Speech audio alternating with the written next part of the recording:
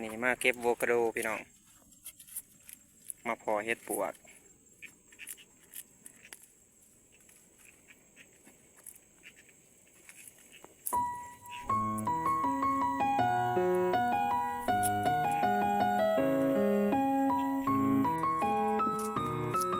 มันใหญ่ๆเลย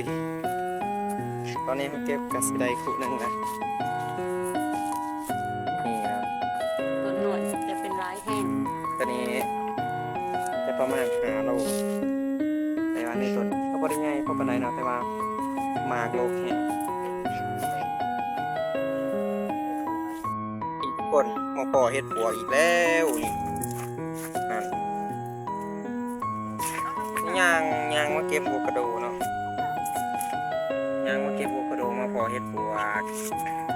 แต่ว่ามันแก่เลย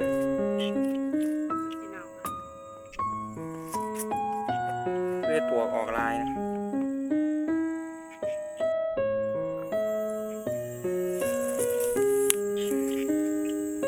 กระดังเกิด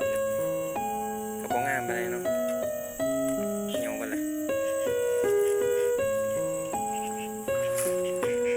วันนี้มาเก็บโวคาโดพี่น้องมาพอเฮ็ดปวก